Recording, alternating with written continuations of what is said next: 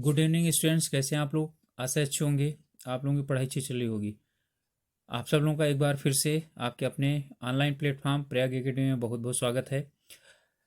आप लोग जानते हैं कि हम आने वाली किसी भी परीक्षा से संबंधित पूछे जाने वाले सामान्य हिंदी के प्रश्नों की श्रृंखला कर रहे हैं। इसमें 20 से 25 प्रश्न होते हैं और इनका उत्तर आप लोगों को देना होता है 5 सेकंड के अंदर। उसके बाद मैं उत्तर बताता हूँ, अपने उत्तर आप लोग मिला लिया करिए। ठीक है, तो ये सामान्य हिंदी के की टेस्ट सीरीज के प्रश्न सभी परीक्षाओं के लिए उपयोगी हैं, समान रूप से उपयोगी हैं। ठीक है, जैसे उत्तराखंड में होने वाले किसी भी प्रकार के वनडे एग्जाम्स, उत्तर प्रदेश में होने वाले किसी भी प्रकार के वनडे एग्जाम्स, बिहार में होने वाले वनडे एग्जाम, जहाँ पर हिंदी सामान्य हिंदी के प्रश्न पूछे जाते हैं। चलिए सामान्य हिंदी के प्रश्नों की श्रृंखला को आगे हम जारी करते हैं। इसी श्रृंखला में पहला प्रश्न हमारा आता है कि अर्धशासकीय पत्र कौन सा नहीं है, यानी कौन सा इनमें से अर्धशासकीय पत्र की विशेषता नहीं है। तो पहला है, इस प्रकार के पत्रों का प्रयोग समान स्तर के अधिकारियों के बीच होता है। इस प्रकार के प्रत्ययों का प्रयोग किसी भी प्रकार के पूछताछ करने, किसी तथ्य पर ध्यान आकर्षित करने अथवा कोई सूचना देने या किसी विषय पर स्पष्टीकरण करने या मांगने के संदर्भ में किया जाता है। ध्यान दीजिएगा, अर्ध सरकारी पत्र की बात कर रहा है। ठीक है, अथवा इस प्रकार के पत्रों में आवश्यकता पड़ने पर गोपनीयता लिख दिया जाता है। इनमें संबोधन एवं अधोलेख आदि को नहीं लिखा जाता है। ठीक है, तो इसमें पूछ रहा था कि अर्धशासकीय पत्र की विशेषता नहीं है, तो इसमें अर्धशासकीय पत्र की विशेषता कौन सी नहीं है, तो यही नहीं है। ठीक है, इसमें संबोधन और अधोलेख का उल्लेख नहीं किया जाता, जरूर किया जाता है। ठीक है, संबोधन के लिए प्रिय महोदय और अधोलेख के लिए भौनिष्ठ का प्रयोग किया जाता है। ओके, चलिए अगला प्रश्न है, निम्नलिखित में से कौन सा विकल्प शासकीय यानी सरकारी पत्र से संबंधित नहीं है। या सदैव अन्य पुरुष में लिखे जाते हैं, बिल्कुल सही है। या प्रायः समान स्तर के अधिकारियों को लिखा जाता है। या इस पत्र के अंतर्गत प्रथम परिच्छेद या पैरों की संख्या नहीं लिखी जाती है। या यदि पत्र लंबा है तो कई परिच्छेदों में बांटा जा सकता है। ठीक है, तो फिर से ध्यान कीजिए कि यदि लंबा है तो 2, 3, 4, 5 परिच्छेद में बांट दिया जाएगा। प्रथम परिच्छेद में किसी भी सरकारी पत्र में संख्या नहीं लिखी जाती, और ये समान स्तर के अधिकारी नहीं, ऊपर से नीचे, नीचे से ऊपर। ठीक है, यानी द्विस्तरीय पत्र होता है तो कहीं भी लिखा जा सकता है। उच्च अधिकारी निम्न अधिकारी को, यानी वरिष्ठ कनिष्ठ को, कनिष्ठ को वरिष्ठ को लिखा जा सकता है। यह कनिष्ठ और वरिष्ठता इसमें का भाव नहीं होता है। ठीक है, ये इसकी खासियत है। तो यहां पर आपका उत्तर हो जाएगा खा। ठीक है, ये गलत है। ओके, उत्तर हो गया खा। अगला प्रश्न है, निम्नलिखित में से कौन सा विकल्प शासकीय पत्र से संबंधित है, यानी शासकीय पत्र से संबंधित कौन सा है, ये हमें बताना है। ऑप्शन है आपके, सरकार के कामकाज में इस प्रकार के पत्रों का प्रयोग सबसे अधिक किया जाता है, बिल्कुल सही है। संक्षेप में इस पत्र को डीओ, ठीक है, डेमी ऑफिशियल कहा जाता है। इस पत्र में अभिवादन के प्रिय श्री, आदरणीय, मेरे प्रिय या प्रिय महोदय का प्रयोग किया जाता है। ठीक है, और कभी कभी यह गोपनीय भी होता है। ठीक है, तो इसमें कौन सा सही है, तो सही कौन सा है, सिर्फ और सिर्फ पहला वाला सरकारी पत्र का है कि सरकार के कामकाज में इस प्रकार के पत्रों का सबसे अधिक प्रयोग किया जाता है। ये एक, यानी कि संक्षेप में डीओ लिखा जाता है, और प्रिय श्री, प्रिय महोदय और मेरे प्रिय, ये और गोपनीय, ये सब हैं अर्धशासकीय पत्र की विशेषताएं। तो सरकारी पत्र की विशेषता कौन सी है, पहला वाला है। तो हमारा उत्तर हो गया का। कथा सम्राट किसे कहा जाता है, प्रेमचंद को, जैनेन्द्र कुमार को, अज्ञेय को, फणीश्वर नाथ रेणु को। तो कथा सम्राट किसे कहा जाता है, आप लोग समझ गए होंगे। कहानी सम्राट, कथा सम्राट और उपन्यास सम्राट प्रेमचंद को कहा जाता है। अगला प्रश्न है, बाल चित्रण में कौन सा कवि श्रेष्ठ है, मीराबाई, सूरदास, कबीरदास या रसखान। तो बाल चित्रण में कौन श्रेष्ठ है, सूरदास। अगला प्रश्न है, जाकी रही भावना जैसी, प्रभु मूरत देखी तिन तैसी। इस पंक्ति के लेखक कौन है, कबीरदास, सूरदास, रैदास, रसखान। ठीक है, इनमें ऑप्शन में कोई नहीं है, ये गलत है। ठीक है, इनमें जो है कोई भी नहीं है, इस ये ऑप्शन में, इसमें गलत है। जाकी रही भावना जैसी प्रभु मूरत देखी तिन तैसी। ये रामचरितमानस की चौपाई है और इसमें होना चाहिए इनमें से किसी एक में, ठीक है, कौन सा, इसमें तुलसीदास होना चाहिए, ठीक है। तो ये तुलसीदास की रचना है। तो ये जिस यानी कि जहां पर ये दिया गया है उसमें ये गलत दिया गया ऑप्शन। तो यहाँ पर प्लीज आप लोग इसका अर्थ यानी कि इसका उत्तर समझेंगे। मैंने जानबूझकर इसीलिए दिया है कि कुछ के पास होगा किताब या नहीं होगा तो आप लोग इसे सही कर सकते हैं। जाकी रही भावना जैसे प्रभु मूरत देखी तिन तैसी, ये तुलसीदास का है, बालकांड की चौपाई है। जब राम और लक्ष्मण दोनों कहाँ पर पहुंचते हैं, सीता जी के स्वयंवर में, तो ये वहां का वर्णन है, ठीक है। तो इसके रचनाकार हैं तुलसीदास। ओके, अगला प्रश्न है, तुम यह काम मत करो किस प्रकार का वाक्य है? आज्ञावाचक, निषेधवाचक, संदेहवाचक या विस्मयवाचक, ठीक है। तो किस प्रकार का है? तुम यह काम मत करो, रोकने के लिए कहा जा रहा है ना, तो क्या निषेधवाचक है या आज्ञावाचक है? इन्हीं दोनों में से एक होगा। बिल्कुल यह है आज्ञावाचक, यानी कि काम ना करने के लिए, यानी काम करने के लिए रोका जा रहा है, तो ये क्या है? आज्ञावाचक है। अगला प्रश्न है, हो सकता है राम का काम बन जाए, निषेधवाचक, प्रश्नवाचक, संदेहवाचक, आज्ञावाचक। तो आप जानते हैं ना, राम के काम होने में क्या है? आशंका है, इसलिए क्या है? संदेहवाचक है। ओके, तो हो सकता है राम का काम बन जाए, ये संदेहवाचक है। चलिए अब हम करते हैं साहित्य। ओके, जो बचा हुआ साहित्य है उसे आप आज पूरा कर लेंगे। हम लोगों में अभी तक हजारी प्रसाद द्विवेदी तक कर चुके हैं। अब अगली है महादेवी वर्मा। जिस प्रकार के आपके सिलेबस में है हम उसी तरह से कर रहे हैं, ठीक है। इनका जन्म फर्रुखाबाद उत्तर प्रदेश में हुआ था। इनकी कृतियों में आता है, इनके काव्य संग्रह निहार, रश्मि, नीरजा, ठीक है, सांध्य गीत, यामा, दीप शिखा, सप्तवर्णा और हिमालय, प्रथम आयाम, अग्निरेखा। इनके रेखा चित्र के अंतर्गत आते हैं। ध्यान दीजिएगा कि रेखा चित्र के इन्हीं की लेखकों में सबसे प्रसिद्ध कौन है? महादेवी वर्मा है। तो अतीत के चलचित्र, स्मृति की रेखाएं और संस्मरण भी बहुत अच्छा इन्होंने लिखा है। पथ के साथी, मेरा परिवार, संस्मरण, चुने हुए भाषणों का संकलन यानी संभाषण, और निबंध इन्होंने लिखा है श्रृंखला की कड़ियां। ये प्रश्न पूछा जाता है कि श्रृंखला की कड़ियां किस प्रकार का विधा है, तो ये निबंध है। विवेचनात्मक गद्य साहित्य की आस्था तथा, और दूसरे निबंध में संकल्पिता, और इन्होंने ललित निबंध लिखे हैं, क्षणदा, ठीक है। कुछ इन्होंने संस्मरण और कहानियां लिखी हैं जो संस्मरण और कहानी के अंतर्गत ही आते हैं, वो गिल्लू है, ठीक है। तो गिल्लू संस्मरण भी है, रेखा चित्र भी है और कहानी भी है और निबंध भी है, ये समझ लीजिए, ठीक है। इसके बाद हिमालय, संधि, क्षणदा, ये इनके क्या हैं? इनकी निबंधों के जो है ना उसमें आते हैं। अगला है, इन्होंने चांद नामक, ठीक है, चांद और साहित्यकार नामक पत्रिकाओं का क्या किया था? इन्होंने संपादन किया था।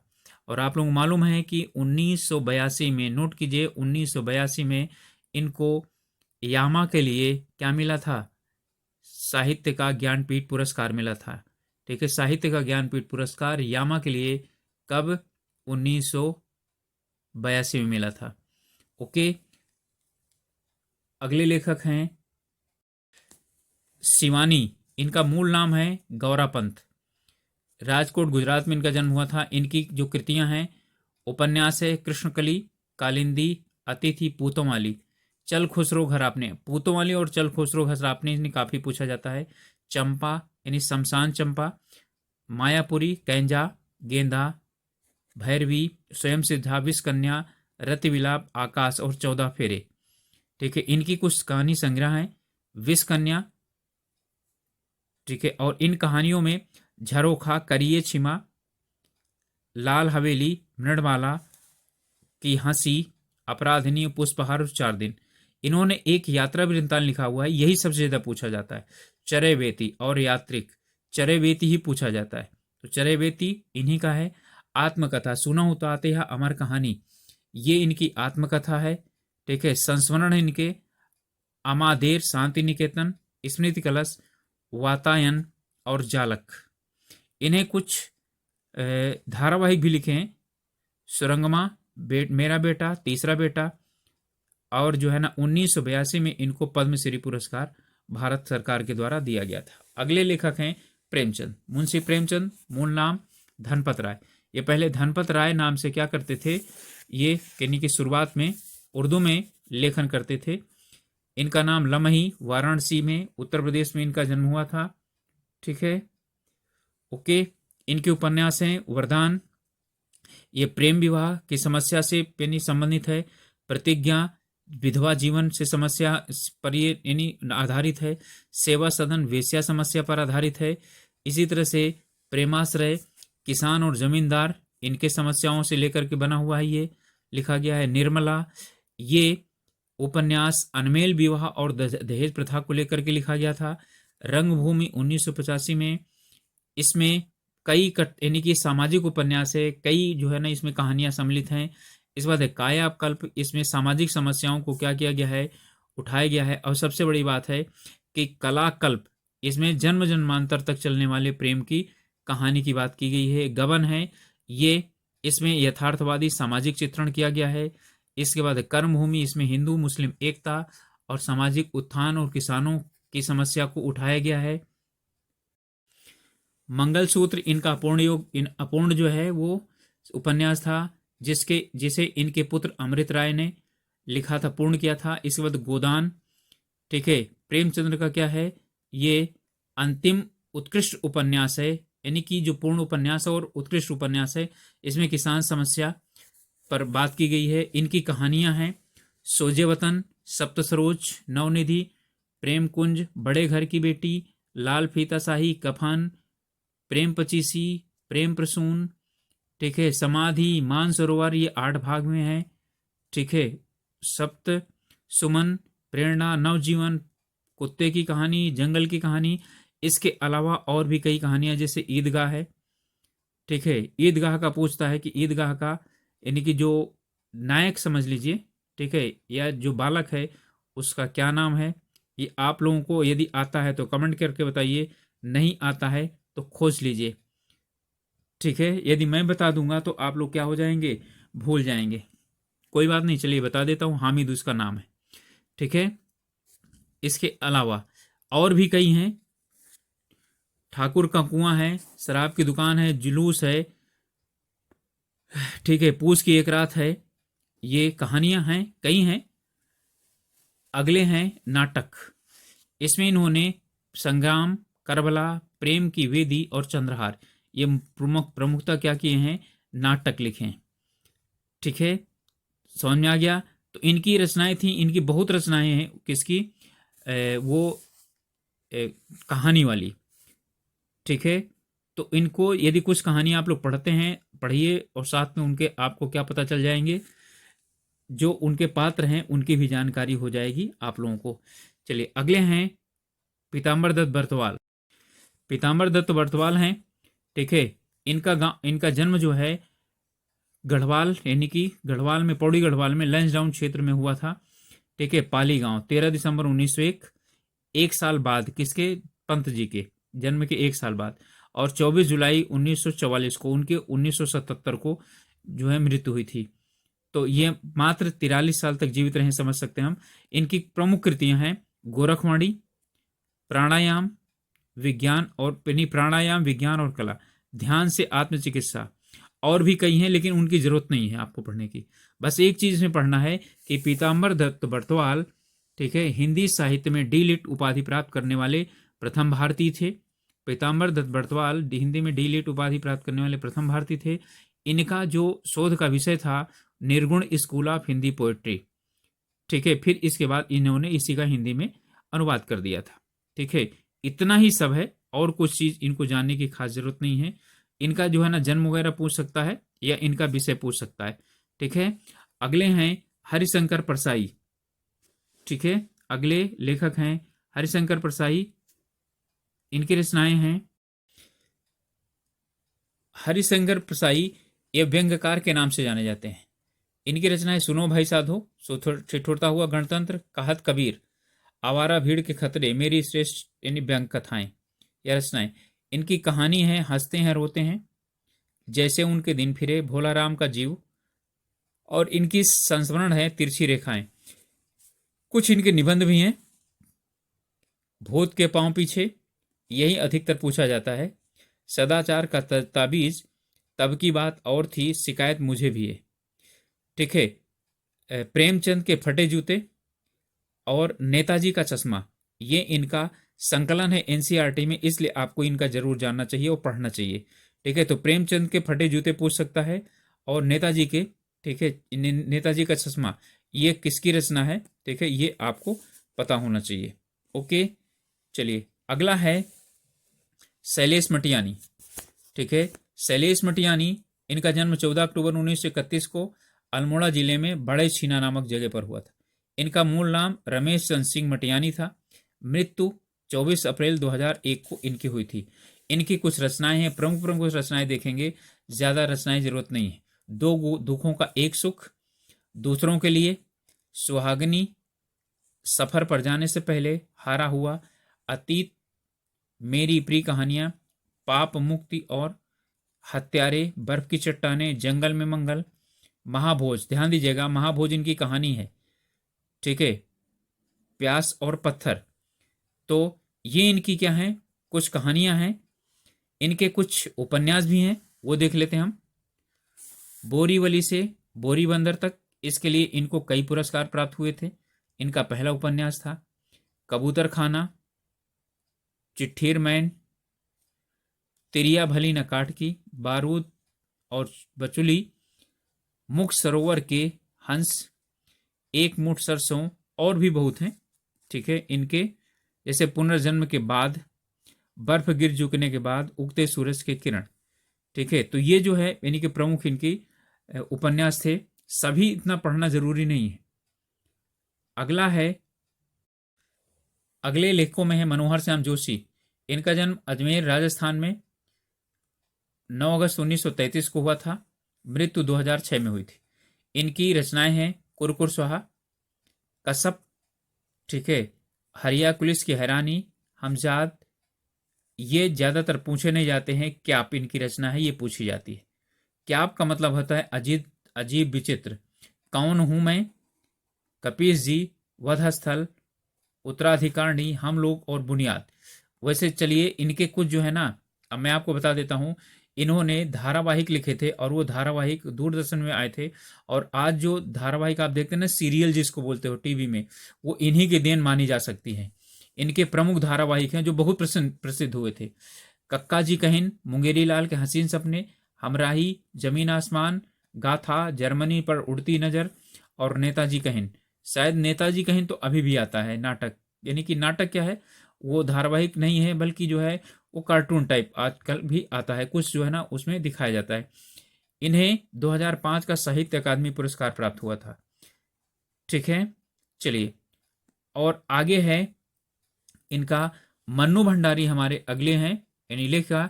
इनका मूल नाम था महेंद्र कुमारी। मध्य प्रदेश के मंदसौर में इनका जन्म हुआ था 1931 में, और 15 नवंबर 2021 को गुरुग्राम में इनके क्या हुआ था, इनकी मृत्यु हुई थी। ठीक है, इनकी कहानियां हैं और इनसे पूछे जाने के प्रश्न बहुत ही संभावना रहती है। मैं हार गई, 3 निगाहों की एक तस्वीर, एक प्लेट सैलाब, यही सच है, त्रिशंकु, आंखों देखा झूठ, नायक खलनायक विदूषक, रानी माँ का चबूतरा, गीता का चुम्बन, एक कहानी यह भी। ठीक है, ये इनकी आत्मकथा है जो 2008 में प्रकाशित हुई थी। ठीक है, और एक कहानी यह भी, ये इनकी कहानी जो है ना क्लास शायद 9th में है या 10th में एनसीईआरटी में, इसलिए ये जो है आप लोगों को आनी चाहिए। इनकी कुछ पटकथाएं जिसमें रजनी, निर्मला, स्वामी, दर्पण। ठीक है, और इनके उपन्यास हैं आगे। सबसे पहला इनका उपन्यास है, काफी प्रसिद्ध उपन्यास है, आपका बंटी, जो 1971 में प्रकाशित हुआ था। ये विवाह विच्छेद की समस्या को लेकर के लिखा गया है। एक मनोविश्लेषण या मनोवैज्ञानिक उपन्यास है जिसमें कि माता पिता अलग हो जाते हैं और बच्चा चाहता है कि मेरे माता पिता दोनों एक साथ रहें। माता किसी और के साथ शादी करना यानी कर लेती है और पिता किसी और के साथ रहना शुरू कर देते हैं। ठीक है, तो इसी का ही ये यानी कि इसमें बताया गया है बच्चे की क्या कसमकस है। ठीक है, इसके बाद 1 इंच मुस्कान 1962 में प्रकाशित हुआ था। ये पढ़े लिखे आधुनिक लोगों की एक दुखांत प्रेम कथा है जिसका एक एक अंक लेखक द्वारा क्या किया है, यानी कि 1 इंच मुस्कान, एक अंक लेखक, यानी कि ये 2 अंकों में है। ठीक है, एक अंक इनके जो है राजेंद्र यादव ने लिखा है और एक अंक इन्होंने खुद लिखा है। मतलब ये है कि इनका और राजेंद्र यादव इनके पति हैं, ठीक है। तो इन्होंने दोनों ने मिलकर के लिखा है 1 इंच मुस्कान। महाभोज 1979, ये नौकरशाही और राजनीति में व्याप्त भ्रष्टाचार पर लिखा गया है, ठीक है। और इसमें किस तरह से जो राजनीति होती है, यानी कि एक व्यक्ति की मृत्यु हो जाती है, उसकी लाश नहीं उठने देते हैं, दूसरे राजनीतिक पहुंच जाते हैं, बोलते हैं हम, यानी जब तक इतना हमको क्या नहीं मिलेगा, तुमको जब तक इतना कंपनसेशन यानी कि मुआवजा ना सरकार दे, हम तुमको दिलाएंगे, उसकी लाश उठने नहीं देते हैं। बहुत ज़्यादा समस्या उत्पन्न करते हैं, नहीं 15-20 दिनों तक, ठीक है। वहाँ पर ये राजनीतिक और जो नौकरशाह हैं वो यानी कभी सत्ता पक्ष वाले कभी विपक्ष वाले सब जा करके परेशान करते रहते हैं। और ये आप लोग अच्छी तरह जानते हैं जो आधुनिक काल में होता है, यानी आधुनिक समय में भी वही होता है। ये इन्होंने लिखा है, ये नाटक है बिना दीवारों का घर, ठीक है। अगले लेखक हैं शेखर जोशी। इनका जन्म सितंबर 2032 में उत्तराखंड के अल्मोड़ा जिले के ओलिया गांव के तहसील सोमेश्वर में हुआ था, ठीक है। इन्होंने कहानी लिखी है कोसी का घटवार 1958 में, ठीक है। कोसी का घटवार की नायिका है लक्ष्मा और जो नायक है वो है गुसाई।